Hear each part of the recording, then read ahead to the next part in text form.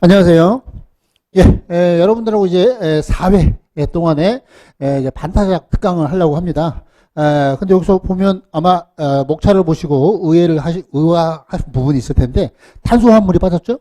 이제 탄수화물은 여러분들 강의 들으신 분은 무료 강의로 할 거예요. 그래서 그거까지 합치면 여러분들이 거의 4-5개는 맞을 수 있을 거라고 봅니다. 그래서 그걸 빼고 제가 선정할 때 컴팩트화하게 들어가는 게 대부분 기출빈도 높은 것들을 선택 집중하는 것인데 그 중에서 계산 문제 뺐습니다. 계산하는 거 복잡한 거 다 뺐어요.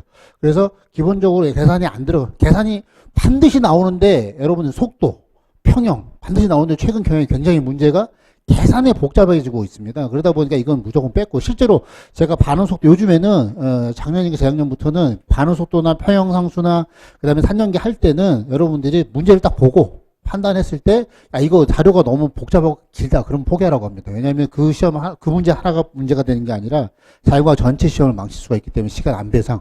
그래서 그런 것들을 제외하고 그나마 기출 문제가 높은 부분이 어딜까 했을 때 제가 4개를 꼽았고 그 4개에다가 탄수화물을 합쳐지면 여러분들이 적게는 한 4개, 3개, 그 다음에 많게는 5개까지 넘볼 수가 있습니다. 그러다 보니까 이렇게 여러분들 보시면 되고 첫 번째가 여러분들 오비탈과 그 관계된 지금 보시면 전자배치 그 다음에 주기성입니다. 예전에는 주기성이 잘 안 나오다가 요즘엔 들어서 요 주기성 부분에서 한두 번씩 나오고 있고 그 다음에 오비탈과 관련돼서 나오고 있어요. 특히 오비탈을 그전에는 전자배치만 집어넣었는데 제가 이번에는 오비탈을 좀 집어넣은 게 옥하방에서 올라오는 질문들을 보면 오비탈에 대한 이해가 너무 안 돼 있어요.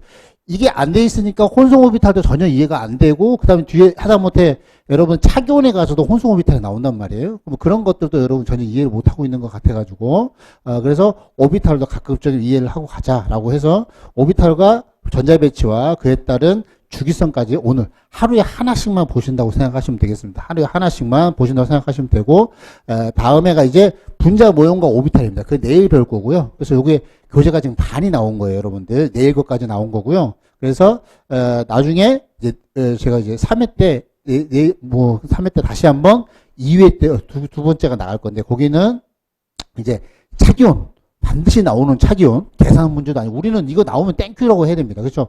무조건 나오니까 무조건 차기원 하나 가져가야 되고요.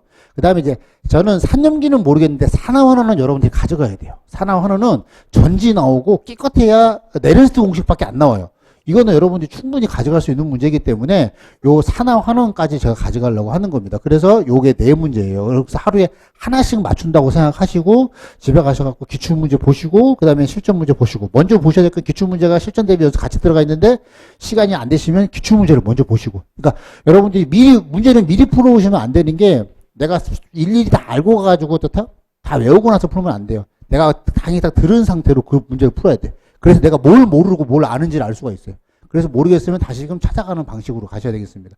그래서 하루에 오늘 내가 한 문제 말고 갖고 가자. 그 다음에 제가 가급적이면 기본 강의 전혀 안 들었다 생각 가정하고 제가 강의를 할 거예요. 그래서 그러니까 여러분 가급적이면 쉽게 설명을 드릴 거고 만약에 이거는 굳이 이해보다 그냥 암기하면 문제 풀 수 있다 그러면 제가 그냥 암기하라고 할 거예요. 이거는 그게 훨씬 나을 수 있어요. 혼성화 이런 거 다 하는 것보다 차라리 이거는 혼성 오비탈은 이렇게 그냥 암기만 하셔도 문제 푸는 전 지장 없기 때문에 사실상 지금 강의에서는 그렇게 가르도록 하겠습니다. 그래서 그걸 어떤 부분들을 제외하고는 가급적이면 이해를 중심으로 할 테니까 그래서 안 되면 일단은 암기라고 문제 푸셔가지고 그 다음에 가급적이면 저도 최대한 빨리 하면서 문제를 하나라도 좀 더 풀어서 실전에 좀 연습을 하려고 합니다. 그래서 하고 그 다음에 쉬는 시간에는 제가 많이 질문 못 받으니까 제가 사고는 좀 일찍 오는 편이에요. 만약 질문할 게 많으시면 좀 일찍 오셔갖고 저한테 가져오시면 되겠습니다. 그래서 그렇게 진행을 해보도록 하겠습니다. 자, 오늘은 오비탈입니다. 오비탈이 전자배치인데 오비탈의 전자배치인데요.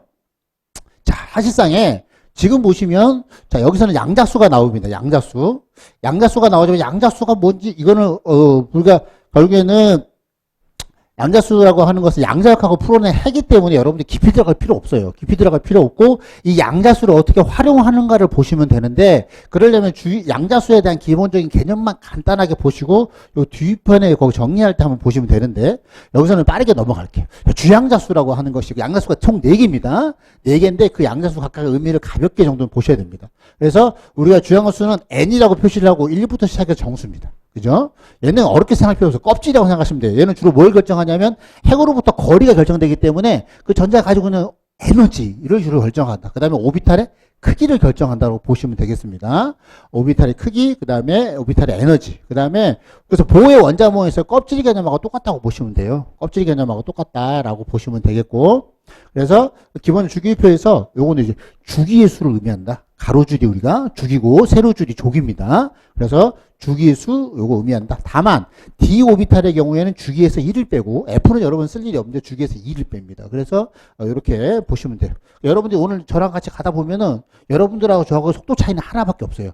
저는 주기표가 머리에 들어가는 거 여러분 주기표가 안 들어가 있기 때문에 고속에서 나는 속도 차이라고 보시면 돼요. 자꾸 여러분 주기표를 익혀야 됩니다. 그래서 요 강의 제가 들을 때 무조건 주기표만 암기하고 오시면 돼요. 30번까지. 자, 그 다음에, 요거는 최각전자는 요 주향자수, 가장 큰 주향자수에서 결정된다. 요것도 나중에 설명을 드릴 거예요. 자, 그 다음에 부향자수, 요걸 이제 결정적으로 제가 하나하나씩 나중에 할 때, 그때 설명을 드릴게요. 자, 부향자수입니다. 부향자수는 우리가 보통 L이라고 써요. 가운동량 양자수라고도 하는 거고요. 방위 양자수라고도 해요. 다 같은 말이라고 보시면 됩니다. 그래서 여러분들이 우리가 보호의 원자 모형하고 다르게 부껍질의 개념이다. 그 안에 원래 껍질 하나만 있는 게 아니라 그 세부 껍질이 하나 더 있다라는 개념으로 부양자수라고 이해하시는 게 더 여러분들은 쉽습니다. 그래서 얘가 담당하고 있는 건 뭐냐면 오비탈의 모양을 결정합니다. 그 모양이라는 게 뭐냐? 그 다음에 오비탈의 만약에 모양이 어쩌다 거리가 똑같으면 모양에 따라 에너지가 달라지기 때문에 일부 에너지도 관리가 있게 됩니다. 자, 그래서 얘는 뭐냐? 이 모양이라는 게 전자가 핵 주변에 발견될 확률이 90%인 공간의 모양이에요. 공간의 모양을 우리가 말하는 것이다라고 보시면 되겠고, 자, 그 다음에 전자가 존재할 확률이 0인 곳도 있다. 이게 나중에 나오는데 마디라고 합니다. 전자가 우리가 확률이기 때문에 여기 전자가 확실하게 있다, 없다라고 할 수가 없어요. 그런데 반드시 없는 곳이 있다. 그게 뭐냐면 마디라는 곳이다라는 거예요. 전자가 발견될 확률이 없는 곳, 0이라고 하는 것이 마디다. 그 다음에 부양자수는 L이라고 하는 것을 가볍게 보면 나중에 여러분 지금은 잘 몰라. 나중에 전체적으로 보면 이해가 돼요.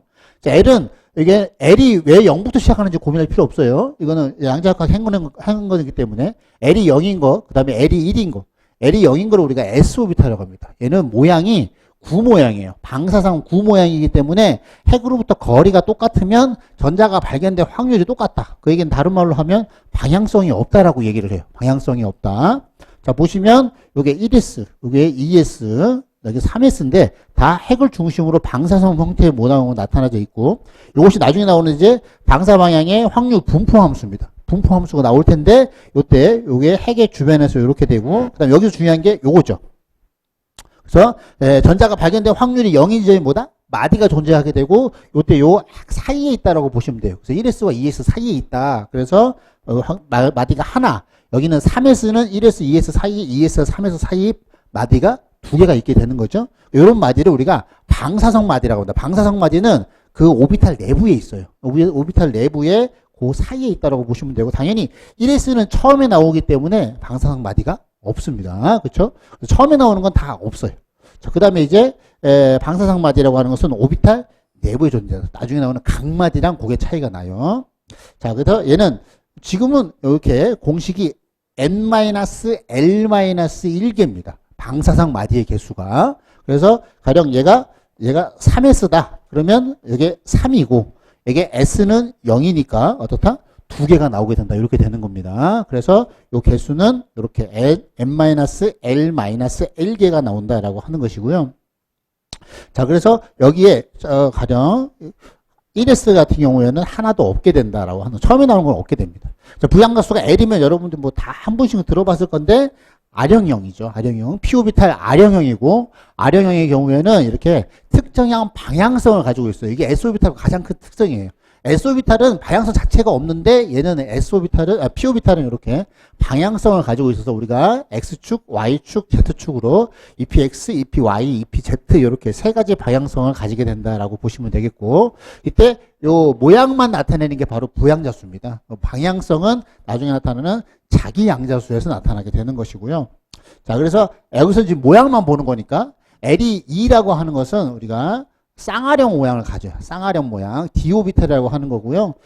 근데 특이하게 디오비탈 중에서는 요 하나만 모양도 다르고, 나머지는 모양은 똑같은데 방향만 다른데 얘는 모양도 다른 놈이 하나가 있다. 요렇게 그냥 그냥 받아들이시면 됩니다. 오늘 공간상에서 여기 뭐다? 쌍화령이 전자가 발견될 확률이 90%인 공간의 모양이 저렇게 생겼다는 거예요. 저기서 발견된 확률이 전자가 90%다 이렇게 되는 겁니다.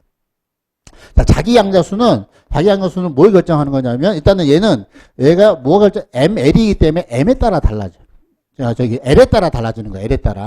L에 따라 달라지는데 L은 뭐냐? 아까 부양자수였으니까 모양에 따라서 방향성이 달라. 그래서 플러스 L부터 마이너스 L까지 사이의 범위의 정수라고 하는 거예요. 자, 그래서 오비탈에 얘는 뭘 결정하냐면 방향성과 그 부껍질의 개수를 결정합니다. 오비탈의 개수를 결정하게 된다라고 보시면 되겠고요. 그래서 얘는 이제 요 개수가 플러스 1부터, 예를 들어서 얘가 L이 1이다. 그럼 플러스 1부터 0, 마이너스 1, 3개가 나오기 때문에 그때 방향성은 3가지가 되고 그때 각각의 오비탈이 3개가 나오게 된다. 이렇게 보시면 되는 거예요. 세 양자수가 지금 배운 여러분들 3가지죠. 자, 주양자수, 부양자수, 그 다음에 요 자기 양자수 3개를 한 조를 이루면 얘는 각각이 어떻다? 핵으로부터 얼만큼 거리에 떨어져 있으며 어떠한 모양을 가지며 어떠한 방향성을 갖는가의 특정한 어떻다? 공간이 만들어지게 돼요. 전자가 거기서 발견된 확률, 즉 오비탈이 만들어진다라고 하는 겁니다. 오비탈은 전자가 발견된 확률 밀도 함수라고 하는 것들이에요. 그래서 오비탈이라고 하시면 되겠고, 자, 여기서 제가 정리를 하려고 하는 거예요. 자,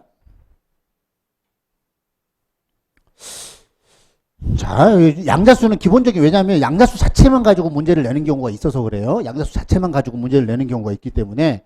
자, 주양자수, 방위양자수, 그 다음에 여기에 자기 양자수입니다. 그래서 거기에 나타내는 각각의 의미 정도는 꼭 아셔야 돼요. 얘는 이제 주양 껍질이니까 n = 1, n = 2, n = 3, n = 4입니다.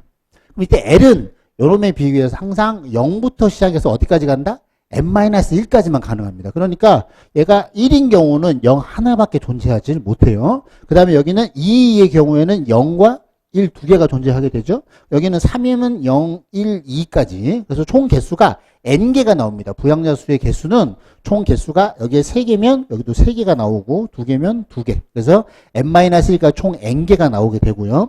자, 그러면 이때 보시게 되면은 자기 양자수는 0은 플러스 L부터 마이너스 L까지니까 0은 0 자기 자신 하나밖에 나올 수가 없어요. 왜냐하면 이걸 다르게 표현하면 방향성이 없다라고요. 방향성이 없기 때문에 나 하나 혼자밖에 없다 이렇게 얘기하는 거고, 예를 들어서 얘가 플러스 1이다. 그러면 플러스 1부터 마이너스 1까지 3개의 정수를 가지잖아요. 그럼 얘가 자기 양수가 몇 개를 가진다? 3개를 가진다. 그럼 다르게 얘기하면 이거는 3가지 방향성을 가진다. 다르게 얘기하면 3개의 오비탈, 부껍질을 가지고 있다. 이렇게 생각하시면 되는 거죠. 자, 그래서 이렇게 되고, 그 다음 3S, 그 다음에 요걸 이제 하나씩 요렇게, 다 이제 똑같은 방식으로 해서 얘가 2다. 그러면 플러스 2부터 마이너스 2까지의 5개의 정수가 자기 양자수가 된다. 이렇게 보시면 되겠습니다. 자, 그러면 아까 3개의 양자수가 한 조를 이루면 뭘 만든다고요? 오비탈을 만든다며? 그러면 n이 예를 들어서 n이 L, 그 다음에 어떻다? ML, 요렇게 한 조를 만들어 보자는 거죠. 그러면 첫 번째는 1빵이 될 거 아니에요? 그럼 1빵이면 요걸 우리가 1S다라고 얘기를 한다는 거예요. 그래서 우리가 오비탈로 나타낼 때 모양을 뭐 이렇게 나타내도 되고, 여러분 보기 좋게 박스로 나타내자는 거예요. 박스로 나타내자. 그러면 이게 1S 오비탈이다 이렇게 얘기한다는 거예요. 자, 그러면 여기는 뭐겠어요? 200은 이게 200이면 2S라는 거죠. 왜냐하면 200은 어떤 의미를 갖죠? 핵으로부터 거리는 두 번째 껍질까지인데 모양은 구 모양을 가지고 방향성은 없어서 지 혼자밖에 없는. 그러니까 그런 걸 우리가 뭐다? 2S라고 하자. 이렇게 되는 거죠. 그럼 얘는 어떻게 되겠어요? 2, 1, 얘는 사실상 3개 나오는 겁니다. 2, 1, 마이너스 2, 1, 0, 2, 1, 플러스 1 이렇게 3개가 나오는 거죠. 그러면 결국에는 앞에 2가 똑같다는 건 핵으로부터 거리는 똑같은데 모양은 1로 다 같으니까 다 똑같은 R형인데 뭐만 다르다? 방향만 틀리구나라는 걸 알 수 있습니다. 그래서 이럴 때는 에너지가 방향만 다르기 때문에 에너지가 똑같더라. 이걸 축퇴되었다 그래서 하나로 묶어서 그러게 됩니다. 그래서 이렇게 EP 오비탈은 이렇게 그렇게 된다라고 하는 거죠. 이때 굿이 나타내게 되면 요 하나가 EPX, 여기를 EPY, 여기를 EPZ 이렇게 나타내게 되겠죠. 자, 그 다음에 어떻게 되겠어요? 여기는 어떻다? 3빵빵이니까 어떻다? 여기는 3S가 될 것이고, 여기는 역시나 똑같은 어떻다? 3개가 있는데 여기는 어떻다? 3P가 되겠죠. 그렇죠? 3P가 3개인데 에너지가 똑같으니까 축퇴되어서 이렇게 묶어서 그린다라는 거고. 자, 잘은 모르겠지만 여기는 5개가 나오겠구나. 왜냐하면 얘가 5개니까. 그래서 오비탈의 수가 나오는데 얘는 어떻다. 그래서 이게 5개구나. 그러면 여기가 뭐가 된다? 3D가 된다. 라고 하는 거죠. 그래서 아까 모양을 보니까, 모양이 4개는 쌍화령이고, 하나는 모양과 방향이 달랐던 놈인데, 아무튼 방향이 다 다른 놈인데 에너지는 똑같더라. 이렇게 보시면 되는 거지. 자, 그러면 이거를 여러분이 공간에 한번 표현을 해보자는 거. 그래, 여러분들 머릿속에 이미지화가 돼. 자, 여기 이렇게 가운데 핵이 이렇게 있어요. 여기가 n = 1이야. 여기가, 이거 여러분 보호 원자봉에서 배웠으니까, 뭐 어렵게 생각하실 껍질이라고 생각하시면 되는 거지. 자, 여기가 n = 3이에요. 자, 만약에 여기에 전자가 하나가 이렇게 들어갔다는 거야. 이게 어떻게 의미하느냐? 그럼 1s 오비탈에 들어갔다는 거 껍질은 몇 번째? 첫 번째고, 모양은 뭐다? 구 모양이니까, 자, 여기에 첫 번째 껍질, 여기 구 모양에, 여기서 전자가 발견된 확률이 얼마라는 거예요? 저놈은 90% 된다 그런 거예요. 그래서 방향성, 모양, 크기 다 이걸 하나로 표현할 수 있는 거죠. 이거 여기서 발견된 확률이 90%인 거지. 꼭 여기 있다 할 수가 없어요. 확률이기 때문에. 여기는 없다 할 수도 없어요. 그냥 여기에 발견된 확률이 다른 것보다 넓은 거다라고 하는 거죠. 마치 뭉뚱그려서 여러분들 15일 날 저녁에 7시엔 강남역의 주변에서 확률이 있다. 이렇게 설명하고 똑같은 거예요. 전자가 있을 확률을 공간상에 표현할 때. 왜냐? 정확하게 어디가 있는지를 알 수가 없기 때문에 그래요. 그러면 요 ES는 뭐가 될까요? ES의 경우에는 거리는 두 번째 껍질이고 모양은 구니까 여기서 어떻다? 얘는 이 전체 이 구에서 발견된 확률이 얼마라는 거예요? 90%다 그렇게 얘기하는 거죠. 그러면 이게 그럼 어렵지 않네. 그러면 만약에 여기에 전자가 이렇게 들어가 있어요. 그러면 여기는 2p 오비탈인데 껍질이 두 번째 껍질에 모양은 R형을 갖는데 방향은 뭐다? X축이구나. 그러면 우리가 여기를 통상 X축이라고 하고 여기를 Y축이라고 하고 여기를 우리가 Z축이라고 했을 때 그럼 2px니까 거리는 두 번째까지고 요렇게 요 R형에 여기서 전자가 발견될 확률이 얼마라는 거죠, 저놈은? 90% 이렇게 되는 거예요. 그죠? 그러면 만약에 여기 들어가 있어. 그럼 뭐다? 여기 들어가 있으면 똑같은데 방향만 뭐가 되는 거예요? 여기에 Z축까지 여기서 전자가 발견될 확률이 얼마다? 90% 이렇게 되는 거죠.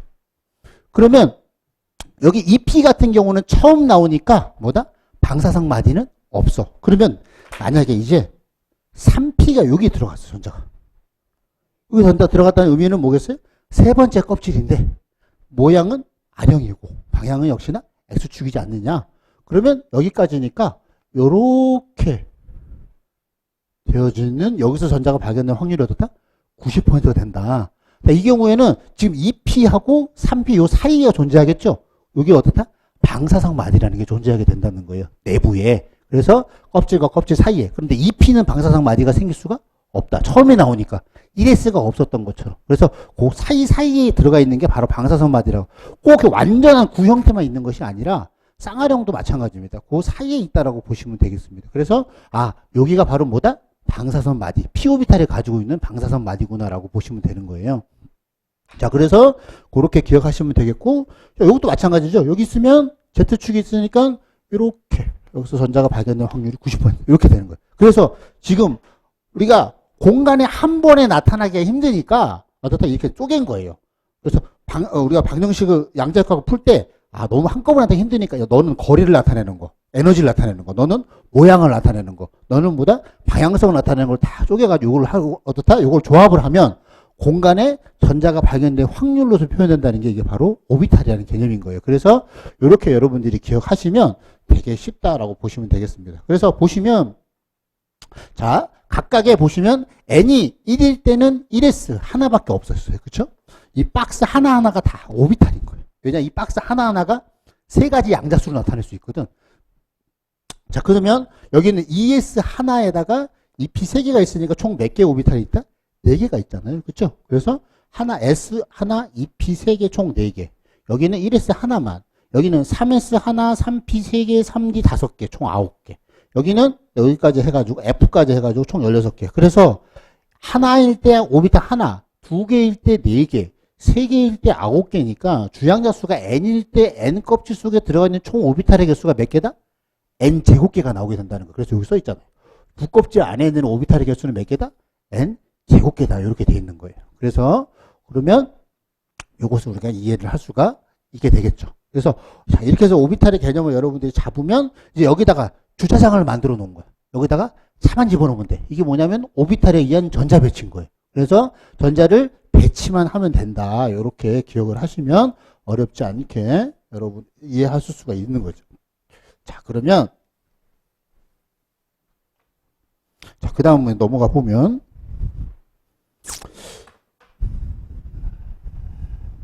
자, 그래서 마디, 오비탈 마디라는 건 뭐예요? 다시 한번 보시면 전자가 발견된 확률이 확실하게 0인 공간이 있다. 그래서 가끔씩 이것 때문에 물어보는 경우가 있다. 그래서 마디라고 하는 것은 두 종류가 있어요. 하나는 방사성 마디라는 게 있고 또 하나가 지금 보시면 각마디라는 게 있습니다.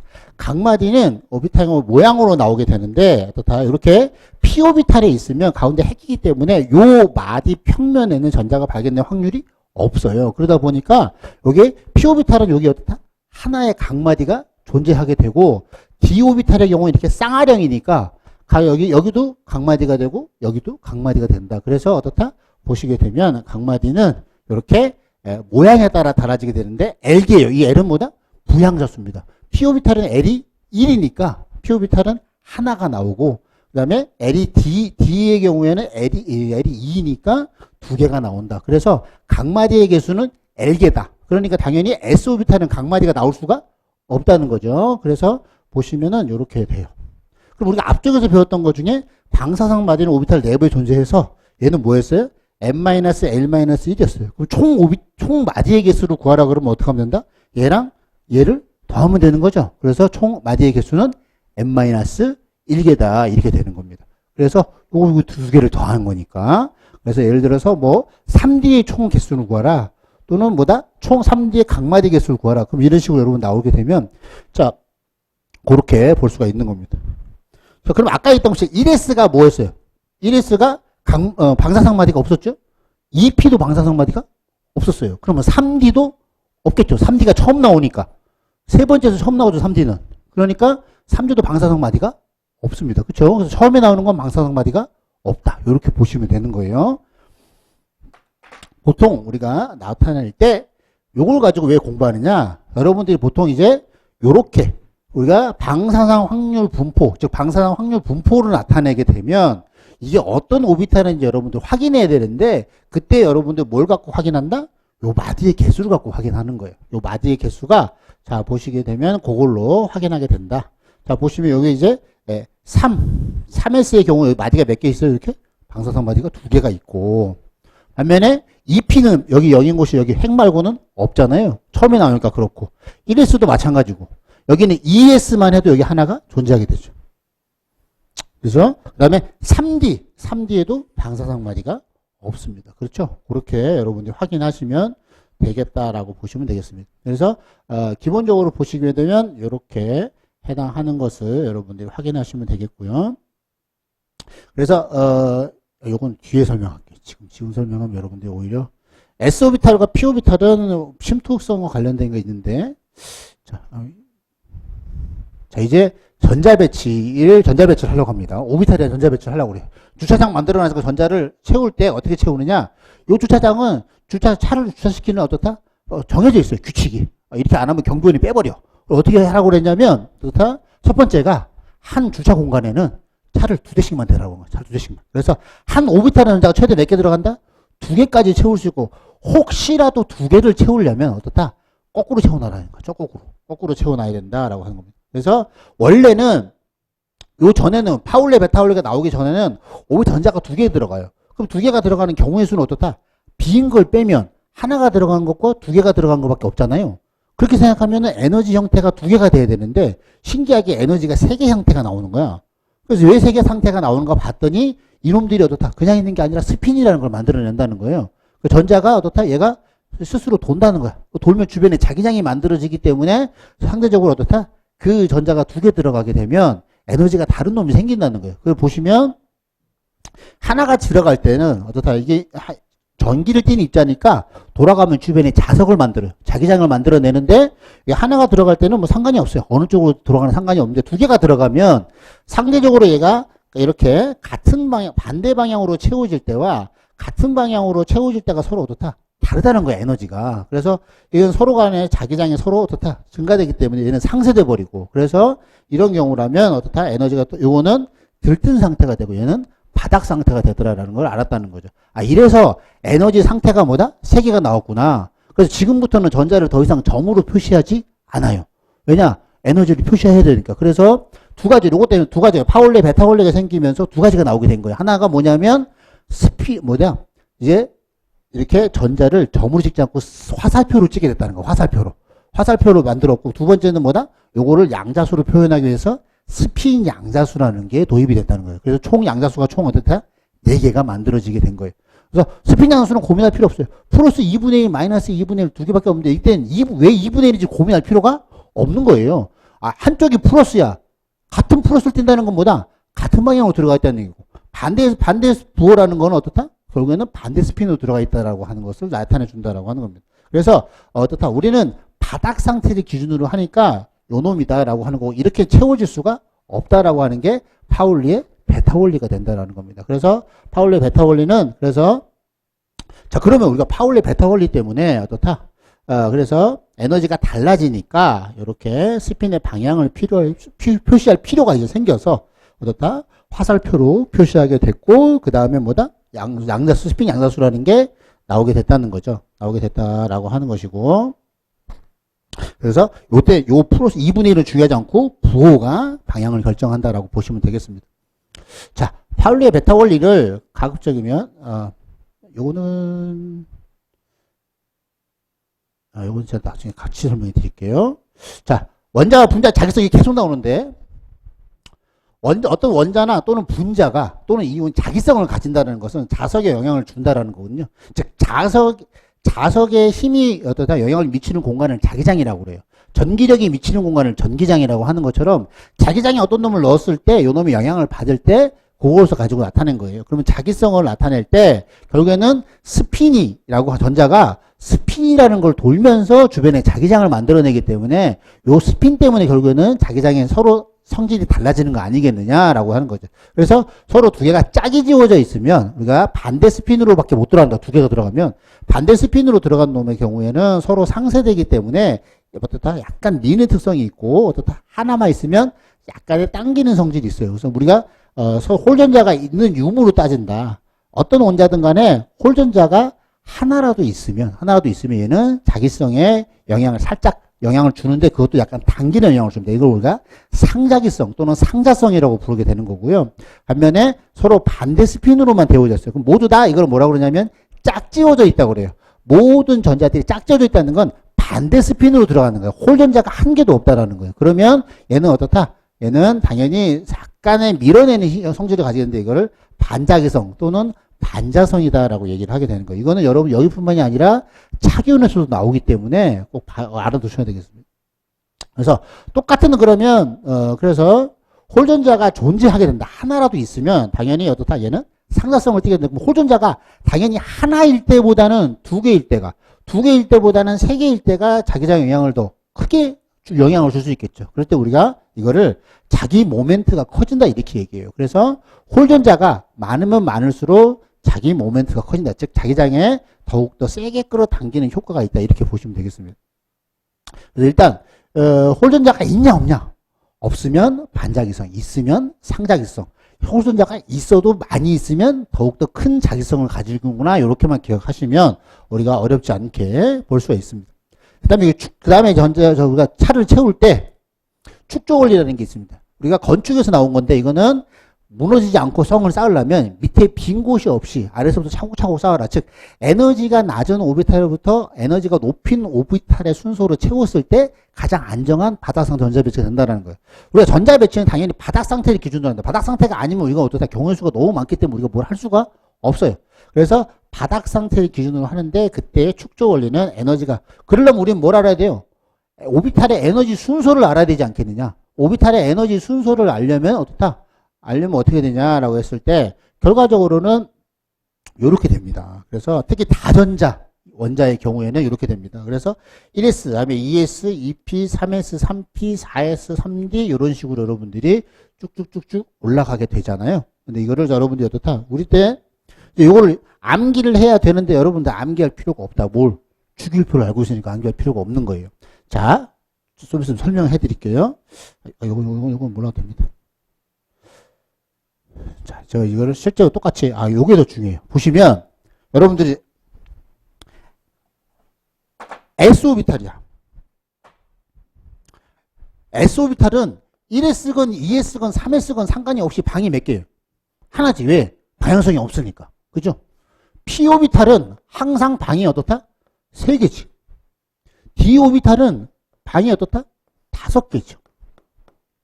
F는 안 배웠지만 딱 보니까 7개겠네. 왜냐하면 플러스 L부터 마이너스 L까지니까. 자, 그러면 이게 S오비탈이고 이게 P오비탈이고 이게 D오비탈이고 F오비탈이에요. 그러면 우리가 뭘 배웠으니까 파울리, 베타 원리를 배웠으니까 한 오비탈 전자가 최대 2개밖에 못 들어가잖아요. 그러면 S에 다 채우면 어떻게 돼요? 2개 들어가는 거지. 여기는 6개 들어가는 거지. 여기는 10개 들어가는 거고 여기는 14개 들어가는 거죠. 여기 매직 넘버예요. 이게.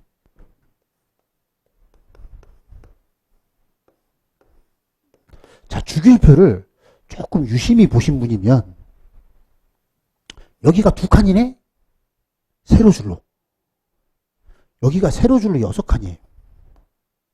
여기가 세로줄로 10칸이고 요 밑에 내려와 있는 2줄이 14줄입니다. 요건 뭘 얘기하겠어요? S네? 요거는 뭘 얘기하겠어요? P오비탈이네? 얘는 D오비탈이네? 얘는 F오비탈이네. 이 주기율표 그냥 만들어진 게 아니라고 그랬죠. 그 다음에 제가 아까 뭐라 그랬어요? 주기율표의 가로줄은 뭐하고 똑같다? 주기의 수하고 똑같다.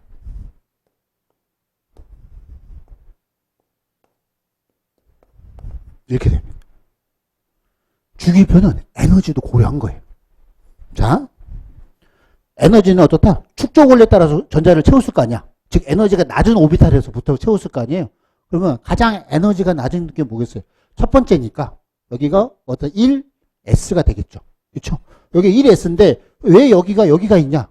헬륨은 특이하게도 비활성기체랑 똑같은 에너지를 가지니까 원래 여기 있어야 될 룸인데 이를 보낸 것밖에 차이가 없는 거예요. 그럼 그 다음에 뭐가 되겠어요? 2S겠지. 그 다음에 뭐가 되겠어요? 두 번째인데 P 블럭에 있으니까 2P 오비탈이죠. 그 다음에 뭐가 되겠어요? 3S. 그 다음에 어떻다? 3P. 그 다음에 여기가 4S. 그 다음에 여기가 D 오비탈이 나와야 되는데 아까 뭐라고 했냐면 D는 주기에서 1을 빼라. 이게 뭔 얘기냐? D는 최초로 나오는 게 세 번째 껍질인데 4D가 아니라 1을 뺀 뭐라는 거예요? 3D라는 거예요. 3D. 그 여기는 어떻게 되겠어요? 원래대로 4P. 여기는 뭐가 되겠어요? 5S. 여기는 1을 뺀 4D. 여기는 어떻다? 5P죠. 그러면 누가 여러분들 전자배치를 물어보면 이것만큼 쉬운 게 없어. 누가 여러분들 칼륨의 전자배치를 구하래. 칼륨 어디 있어? 주기율표가 머리에 들어가 있으면 칼륨은 4주기 첫 번째 있어요. 이렇게. 그럼 어떻게 하면 되겠어요? 여기서부터 오면 되지. 1S에 2개 채우고 2S에 2개 채우고 2P 6개 채우고 3S에 2개 채우고 3P 6개 채우고 4S에 첫 번째 있잖아. 4S에 하나 채우면 되겠지. 그죠? 염소의 전자배치를 구하라네? 염소 여기 있잖아. 3주기 17쪽에 있어요. 그럼 어떻게 되겠어요? 1S 2개 채우고 2S 2개 채우고 2P 6개 채우고 3S 2개 채우고 3P에 5번째 있잖아. 3P에 5개 채우면 되겠죠. 그죠? 그러니까 여러분들이 아까 이걸 일일이 외울 필요가 없는 거야. 이게 이미 이것이 뭐다? 전자가 채워져는 에너지 순서대로 주기표가 만들어져 있는 거예요. 그죠? 자, 그런 상태에서 그러면 조금 더 해봅시다. 자, 그래서 보통은 문과는 여러분들 이과에 준했기 때문에 30번까지는 외워야 됩니다. 그래야 주기표 왁구가 나오기 때문에. 자, 그럼 여기가 스칸듐이죠. 21번 스칸듐. 스티브 크마죠? 크롬, 망간, 철코니, 구리, 아연이죠. 자, 그러면 우리가 하나씩 우리 연습해 봅시다. 자, 보시면, 자, 그래서 가령 스칸듐에 대해서 한번 해볼까요? 그러면 스칸듐, 이제 여러분들 여기서부터 어떻다? 1S에 2개 치고 2S에 2개 치고 쭉 내려오잖아. 숨 차죠? 숨 차잖아. 여기까지 내가 언제 내려와? 그러니까 항상 바로 직전에 나와 있는 비활성 기체, 아르곤까지는 전자 배치가 똑같고요. 이렇게 씁니다. 그러면, 왜냐? 만약에 누가 프라듐의 전자 배치를 구하라 그러면 답이 안 나오잖아. 여기서 시작해서 언제 여기까지 오겠냐는 거야. 그러니까 어떻다? 바로 이렇게 비활성 기체를 이용하는 거야. 바로 전에. 그러면 어떻다? 4S에 2개를 채우고 3D에 몇 번째 있어요? 첫 번째 있죠. 그죠? 이게 이렇게 되겠네? 그 주기표 위치만 나오면 끝나는 거야. 전자 배치는 할 게 없는 거예요. 자, 그 다음에 어떻게 되겠어요? 만약에 좀 가서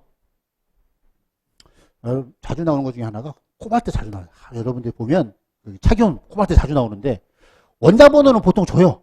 주니까 고민할 필요가 없어. 자, 이게 27번이야. 27번이라는 의미를 여러분들 아셔야 돼. 여기가 20번에 칼슘이 여기 있어요. 아, 여기서 끊는다는 거지. 그러면 항상 디오비탈 처음부터가 어떻다? 21번이야. 그러면 27번이라는 건 디오비탈에서 몇 번째 있다는 거야? 7번째 있다는 거야. 그럼 뒤에 전자가 몇 개 들어가면 된다는 거야? 7개가 들어가면 된다는 거지. 앞에 S에 2개를 채우고. 그러면 똑같이 이렇게 쓰고 4S에 2개 채우고 3D에 7개 하면 되는 거겠죠. 예외를 제외하면 이렇게 하면 되는 거예요.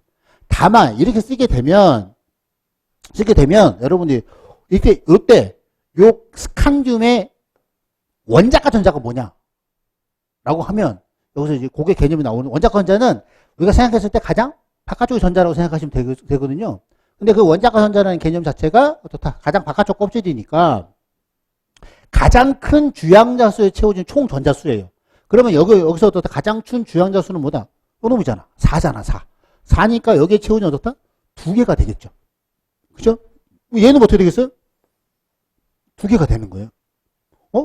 만약에 아연은 어떻게 될까요, 그러면? 아연은 30번이야. 그럼 30번이라는 건 여기 있다는 거 아니야. 10번째 있다는 거 아니야. 그러면 4에서 2개, 3개에 몇 개 채워지는 거야? 10개 채워지잖아. 그 얘도 원자 간자 몇 개? 2개잖아.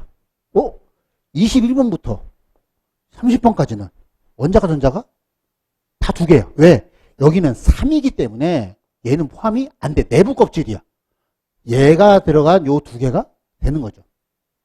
그래서 전형 원소랑 다르게 전형 원소는 같은 주기에서 원자가 전자가 비슷하게 나오니까 같은 주기에서 화학적 성질이 유사하다 이렇게 얘기하는 거예요.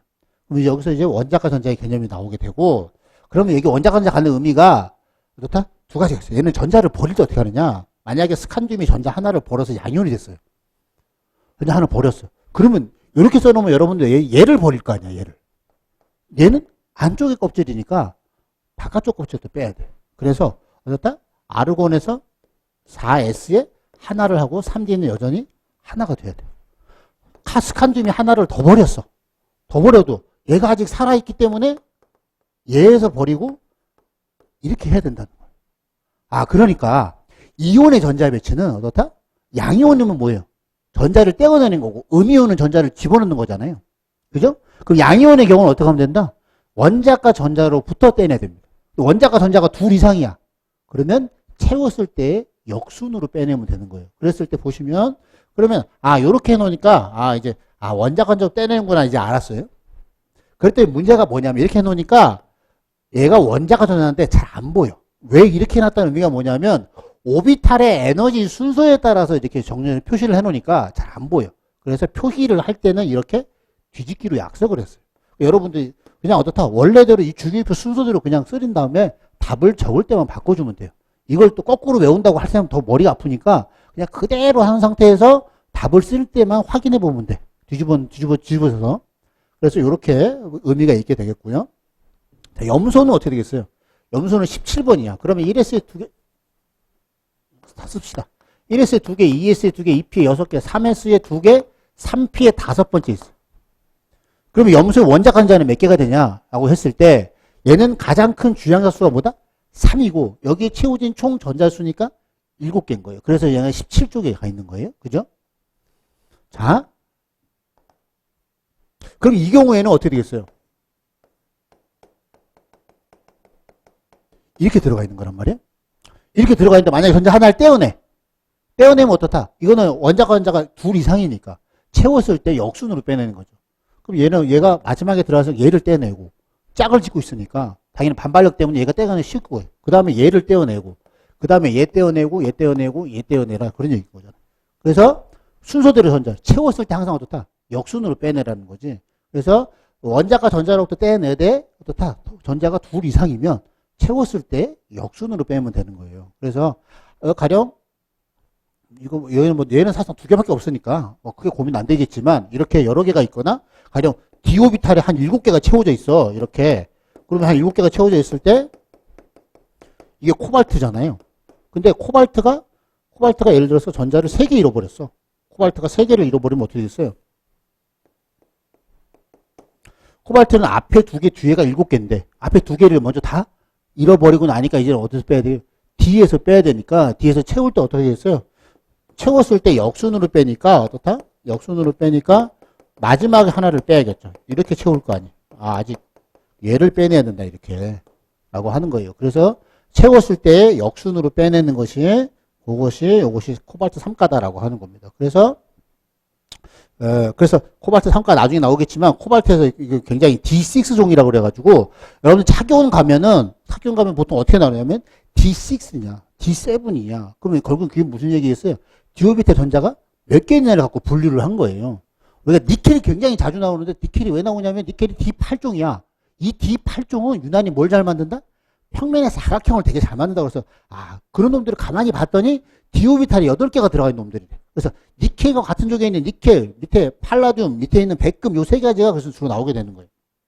아무튼 그렇게 해서 아무튼 디오비탈이 이게 되어야 오비탈이 되어야 되는 거니까 그렇지 않으면 여러분들이 알 수가 없어. 자 그러면 자, 이제 우리가 중성의 원자 배치를 우리가 배우고 하나하나 더 배워야 되는데 그게 뭐냐면 여러분들이 훈트의 규칙이라는 게 있습니다. 자 그래서 여기 지금 여기 나왔는데 보시면 요게 S블럭, P블럭, 그 다음에 어떻다? 이게 주기표를 완전하게 집어넣으면 밑에 두 줄이 요 사이에 이렇게 들어옵니다. 3족과 4족 사이에 들어와요. 그럼 이게 F족이죠. 그럼 F는 어떻게 되겠어요? F는 2를 빼기 때문에 여기가 4F 되는데 여러분 나올 일 없어. 뭐라도 돼. 여기는 D까지만 아시면 돼. D까지. 그래서 가끔씩 문제가 어렵게 낼 때는 5주기까지 내는 경우가 있어요. 4주기는 하도 많이 내가지고 5주기까지. 근데 5주기는 당연히 원자번호 주기 때문에 전자배치 예외가 나오니까. 자, 그 다음에 그 다음 문제가 뭐냐면 여러분 지금 배운 게 뭐다? 파울레 베타 원리, 그 다음에 파울레 베타 원리, 그 다음에 축적 원리 배운 거예요. 나머지 이제 차를 주차시키는 방법 하나가 바로 여기서 발생하는 겁니다. 그렇게 해서 계속 채우다 보니까 탄소에서 문제가 생기는 거야. 탄소에 이제 ES에 다 2개를 채우고 그 다음에 EP 2개를 채워야 돼. EP 2개를 채우려고 하다 보니까 보시면 어떻다? 보시는 것처럼 이렇게 3개가 가능하더라. 전자를 채우는 경우가. 그랬을 때 그럼 이 중에서 어떤 것이 가장 에너지가 낮은 바닥 상태냐라고 했을 때 훈트라는 사람이 혜성처럼 등장해서 이 중에서 요 놈이 어떻다? 요 놈만이 가장 안정한 상태고 요 2개는 들뜬 상태다라고 하는 거예요. 그러니까 보통 기본적으로 얘보다는 요 2개가 안정하다는 걸 알 수 있어요. 왜냐하면 같은 오비탈 전자가 2개 들어가 있다는 같은 공간에 같은 마이너스 전기 전자가 2개 있으면 반발력이 생기니까 얘보다는 각방 들어간 게 낫겠다. 근데 각방 들어간 것도 같은 배양으로 들어간 게 에너지가 더 낫더라. 이걸 우리가 알려준 게 훈트의 규칙입니다. 그래서 훈트의 규칙은 어떻다? 우리가 에너지가 동일한 오비탈 전자를 채울 때입니다. 예를 들어서 ES에 채울 때, EP에 채울 때 어디다 채우냐는 고민하는 거 훈트의 규칙이 아니에요. 이거는 축적 원리지. ES가 EP가 더 에너지 높기 때문에 낮은 ES부터 먼저 채워야 한다는 게 축적 원리고, EP 오비탈처럼 또는 D 오비탈처럼 에너지가 똑같은 오비탈이 여러 개가 있을 때 그런 경우에 전자를 채울 때는 훈트의 규칙을 따르는 거예요. 그래서 P 오비탈 3개나 D 오비탈 5개 전자가 채워질 때는 빈방, 즉 각방에 같은 배양으로 전자를 모두 채운 이후에 짝을 지을 수가 있다. 이게 바로 뭐다? 훈트의 규칙입니다. 자, 그래서 훈트의 규칙이라는 것은 우리가 이것이 바닥 상태고 나머지는 다 들뜬 상태다. 그래서 같은 배양으로 최대한 어떻다? 채워서 스핀이 같은 배양으로 이용할 수 있는 동등한 에너지가 먼저 한 개씩 들어간다라고 하는 거예요. 자, 이것을 우리가 나타내게 되면 이렇게도 표현합니다. 이게 기출이 된 문항이에요. 한 궤도함수는 오비탈로 바꾸면 쉬워요. 한 오비탈이 전자쌍을 가지려면 같은 에너지를 갖는 다른 모든 오비탈이 적어도 한 개씩 전자를 채운 이후에 가능하다. 이게 결국에는 훈트의 규칙을 말하는 것이다 라고 하는 거죠. 자, 그 다음에 동등한 에너지를 갖는 홀전자 수가 가장 최대한 이런 식으로 채우는 게 홀전자의 개수가 가장 최대한 많이 나타나게 돼요. 가장 최대한 나타나게 된다는 거. 자, 또 하나 훈투의 규칙이 같으면 여러분들이 자, 여러분 자기성을 배웠잖아요. 자기성을 배웠으면 홀전자가 있으면 뭐라고요? 상자기성. 홀전자가 하나도 없다. 그 얘기는 모두 다 짝지워져 있으면 반자기성이라고 그랬어요. 그러면 기본적으로 훈투의 규칙이 없다면 우리 상식적으로 생각했을 때 상자기성과 반자기성은 반반 나와야 돼. 그런데 왜 그러냐? 이렇게 채우고 이렇게 채우고 이렇게 채우고 이렇게 채우고 얘가 상자기성, 반자기성, 상자기성, 반자기성인데 훈투라는 놈이 나와가지고 이렇게 채우면 안 된다는 거 아니야. 아니, 디오비터 여기 있으면 여기 하나 채워주면 얘는 무슨 성이에요? 홀전자가 있으니까 상자기성이죠. 그 다음에 이렇게 채운다는 거잖아, 훈투는. 그럼 얘도 뭐다? 상자기성이죠. 얘도 뭐다? 상자기성이지. 상자기성, 상자기성. 얘가 뭐가 되겠어요? 최대 자기 모멘트를 만들죠. 왜냐면 얘가 가장 홀전자 수가 많으니까. 그 다음에 짝을 지었기 때문에 얘도 홀전자 4개니까 뭐예요? 상자기성. 상자기성, 상자기성, 상자기성. 얘만 뭐가 되는 거예요? 반자기성이죠. 그 훈투의 규칙 때문에 뭐가 훨씬 많아진 거예요? 상자기성이 훨씬 많아진 거죠. 반자기성이 훨씬 더 적어진 거예요. 반자기성은 결국 뭐밖에 없다? 그 오비탈을 꽉 채운 경우밖에 없어요. 그러면 시험에 문제를 물어볼 때 여러분 출제자야. 상자기성이 다음 중에 상자기성을 고려하는 게 빠르겠어? 아니면 반자기성을 고려하는 게 빠르겠어? 당연히 반자기성이 몇 개 없기 때문에 반자기성을 구하라는 게 나오고 대부분이에요. 그렇겠죠? 또는 거꾸서 다음 중 상자기성이 아닌 거. 나머지 것과 다른 거. 그러면 당연히 반자기성이 나오겠죠. 그럼 생각을 해보세요. 반자기성을 고르라는데 여러분들 이거 일일이 그릴 필요가 있냐라는 거야. 왜냐? 원자 번호가 27번이야. 이거 상자기성에서 반자기성이 있어. 당연히 상자기성이지. 왜요? 홀수잖아. 홀수면 어떤 형식으로라도 홀전자가 나올 수밖에 없어요. 어떻게 호랑이 할아버지로 채우든 어떤 형식으로 채우든 간에.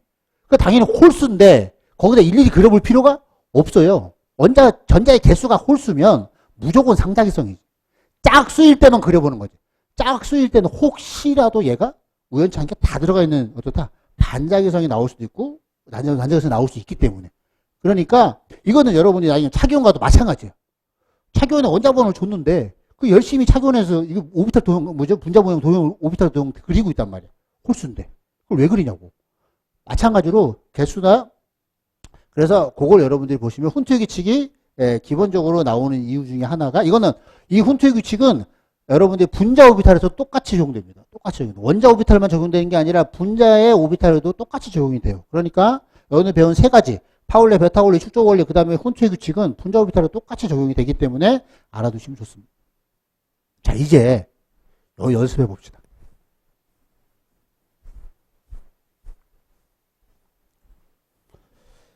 꿰지 못하면 보배가 아니에요. 여러분들이 이걸 할 수가 있어요. 자.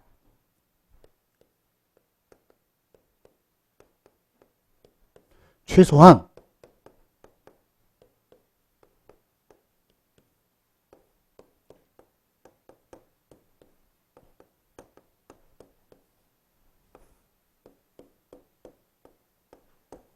자, 오비탈. 자, 수소. ES에게 하나를 채워주겠죠. 왜 1S에 채우냐고 물어보면 뭐라고 그래야 돼? 축적 원리 때문입니다. 1S가 가장 에너지가 낮으니까 여기 채우는 거예요. 그죠? 그 다음에, 다음에 헬륨이에요. 헬륨 어디다 채우겠어요? 2개까지는 괜찮다. 누가? 파울리가. 대신에 어떻다? 반대로 채우라고 그랬어요. 그쵸? 자, 그 다음에 어떻다? 리튬을 채우려니까 여기 된다, 안 된다? 파울리가 안 된다 그랬단 말이야. 그 다음에 어떻다? 그러면 그 다음으로 에너지가 낮은 게 어디냐? ES거든. 그래서 여기 채우는 거예요. 왜 여기 채우냐? 그러면 축적 원리입니다 하면 되는 거예요. 자, 그 다음에 베릴륨. 그죠? 그 다음에 어떻다? 붕소인데 여기다가 채울 수가 없어. 그 다음에 에너지가 낮은 게 EP오비탈이에요. 여기 채웠어. 아까 얘기했던 것처럼 탄소를 채우려니까 여러 가지 세우는데 훈투라는 사람이 나와가지고 이렇게 채우라라고 해준 거죠. 그죠? 그 다음에 어떻다? 붕탄, 질소. 어디 들어가겠어? 빈방 남았잖아. 빈방 남았으니까 이렇게 들어. 이유를 물어보면 훈투의 규칙이다라고 하면 되는 거예요. 자, 그 다음에 어떻다?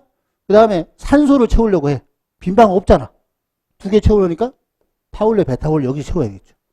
그 다음에 불소, 네온, 나트륨, 마그네슘, 알루미늄, 규소, 인, 황, 염소, 아르곤, 칼륨, 칼슘. 그죠?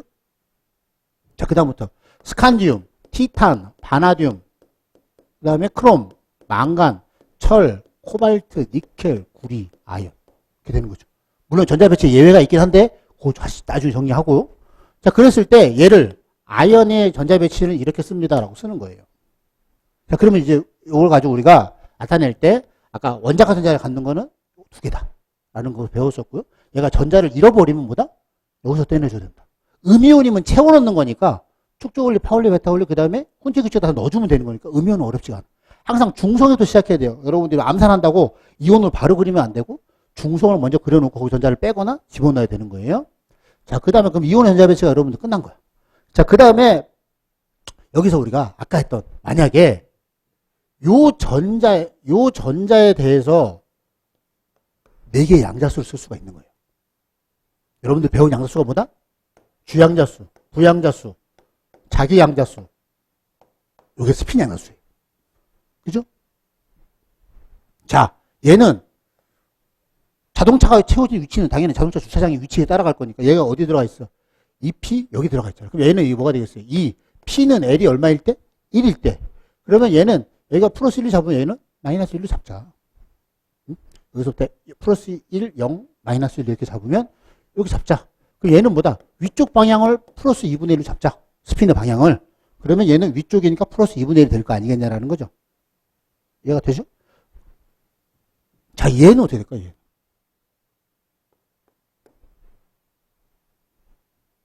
얘는 이게 똑같을 거야.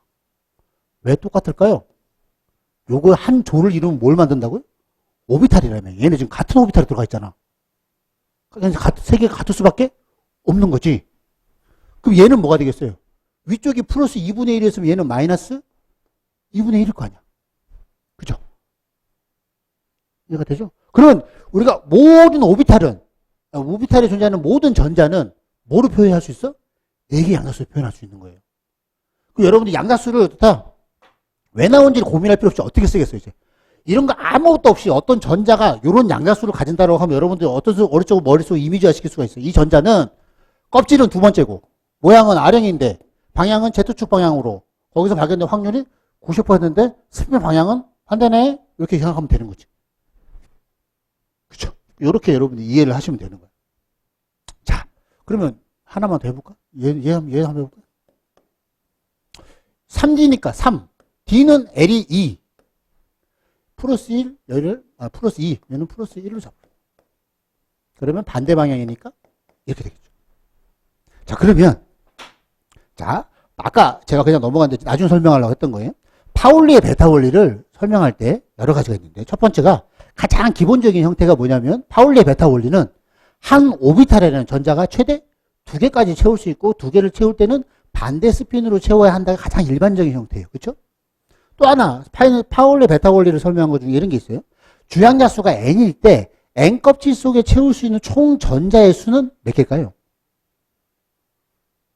우리가 아까 주양수가 n일 때 n 껍질 속에 나올 수 있는 오비탈의 개수가 몇 개였어요? n제곱개였어요. n제곱개. 그러면 하나의 오비탈의 전자가 몇 개 들어갈 수 있어요? 2개 들어갈 수 있다며? 그럼 총 들어갈 수 있는 개수는 뭐가 돼? 2n제곱개가 되겠네. 그죠? 이것도 결국엔 파울리 베타 원리 때문에 나온 거예요. 그렇죠? 주양수 n일 때 n 껍질을 채울 수 있는 총 전자의 수는 2n제곱개. 그죠? 그 다음에 세 번째.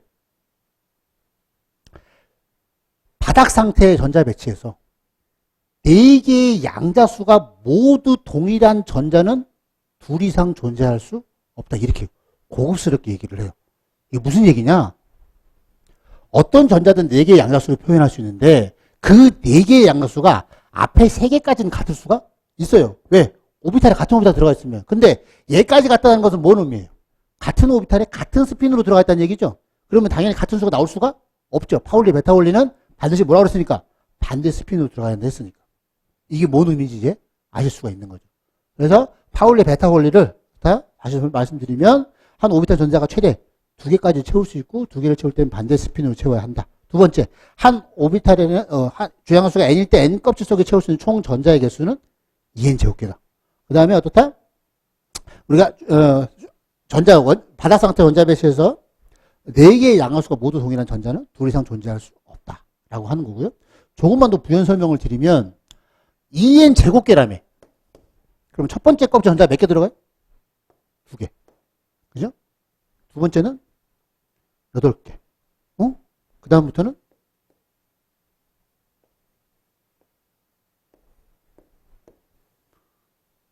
우리는 뭘 배웠어요? 옥텟트라는 걸 배웠는데 18개가 들어가? 32개가 들어가? 이게 여러분들이 아까 원자가 전자를 배웠기 때문에 가능한 거예요. 원자가 전자가 뭐가 결정된다고요? 가장 큰 주양자수에 채워진 총 전자수잖아. 그죠? 스칸디움은 전자가 몇 개였어요? 원자 전자가 앞에 2개였죠. 왜? d 오비탈은 들어가 안 들어가? 안 들어가. 그죠? 그러면 결국에는 어떤 원자든 간에 여기까지 다 채웠어. 아르곤 되면 어떻게 되겠어요?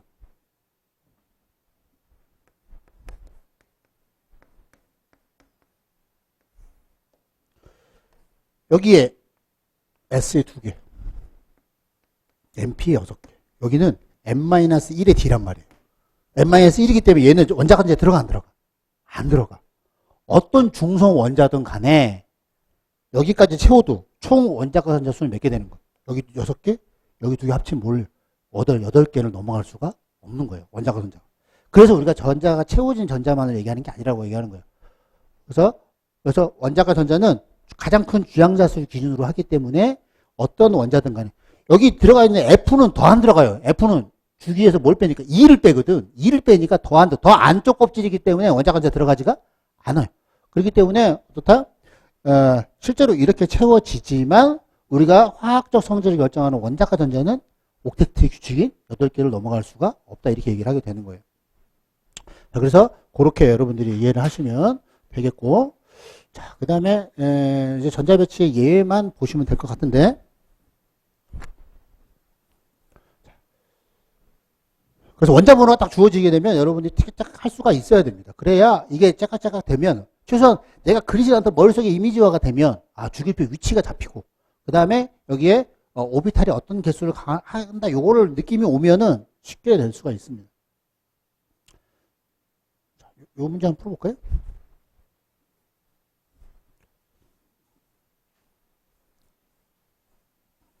그래서 여기까지 하나 풀고 쉬었다 합시다. 자, 원자의 오비탈 이런 식으로 오비탈 자체만으로 문제가 가끔씩 나온다는 거예요.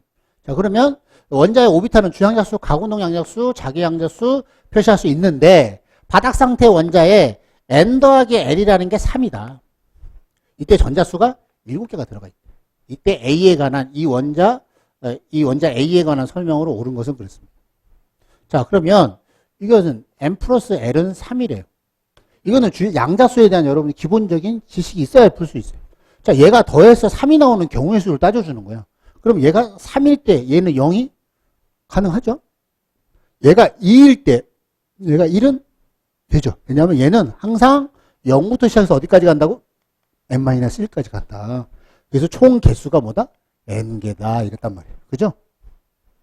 자, 그러니까 대신에 얘가 어떻다? 3이면 얘가 1이면 나올 수가 없죠. 그러면 얘는 뭐다? 3s 오비탈이라는 얘기가 되는 거고 얘는 2p 오비탈이라는 게 되는 거잖아. 여기 들어간 총 전자수가 몇 개라는 거예요? 7개. 그런데 축조 원리에 의하면 어디부터 채워야 돼요? 여기서부터 채워야 되잖아. 여기를 다 채웠겠네? 다 채우면 몇 개? 6개.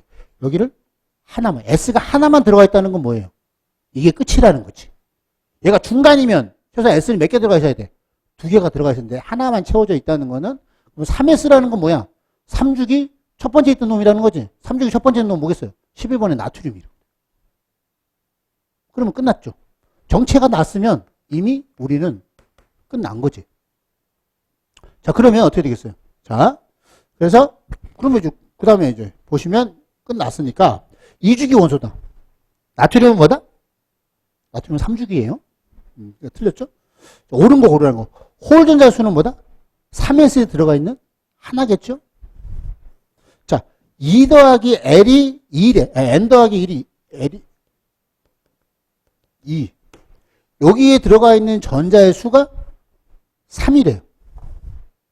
자, n 역시 2 아니면 0. 그죠? 그 다음에 1은 안 되잖아. 그죠? 그러면 2,0밖에 없죠? 2,0이면 뭐야? 이 s 오비탈의 전자는 몇 개 들어갈 수밖에 없어? 2개밖에 못 들어가는데 3개라며? 틀렸지. 자, ml은 0인 놈의 전자수. 이렇게 덜컥 물어보니까? 자기 양자수가 0인 놈? 그런 놈의 전자수는 7개. 이게 뭔 얘기예요? 자, 여러분들이 모르고 있지만 1s도 ml이 얼마예요? 0이지. 2s도 ml이 0이죠. 2p 오비탈 중에서는 가운데 낀 놈 y. 왜요? 플러스 1, 0, 마이너스 1 3개잖아. 그죠? 그 0인 놈이. 그럼 요거 하나죠? 그 다음에 3s도 뭐가 돼? l이 0인 놈이죠. 자, 그럼 이거 다 더해주면 되겠네? 여기 당연히 2개 채워 들어갈 거고, 여기 2개 채워 들어갈 거고, 2개, 여기 하나 들어가 있다고 그랬으니까 7개겠네. 그죠? 그러니까, 이렇게 물어보니까, 어렵구나, 이것도. 이렇게 생각할 수 있는 거지. 그러니까, 한번 이렇게 한번 풀어봤어야 돼. 아, 이렇게 물어볼 수도 있구나. 자, 전자가 채워져 있는 오비탈 중에 가장 큰 n은 뭐예요? 3이죠, 3. 3s의 하나. 그래서 이렇게 오비탈에 대한 기본적인 조건을 가지고 풀 수도 있다. 이렇게 보시면 되겠습니다. 그래서 이거는 기본적으로 어떻다? L은 이렇게 되고 ML은 플러스 L부터 0을 거쳐서 마이너스 L까지구나. 이 정도 여러분들이 알고 있어야 이거를 풀 수가 있게 되는 거예요. 어차피 스핀 양수는 플러스 2분의 1, 마이너스 2분의 1밖에 없기 때문에 얘는 양자수 가지고 물어보진 않아요. 스핀 양수는.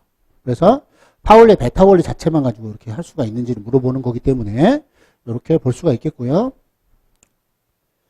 이제 전자배치 요거 이제 좀만 쉬었다가 우리가 여기서 전자배치 예외 좀 보도록 하겠습니다.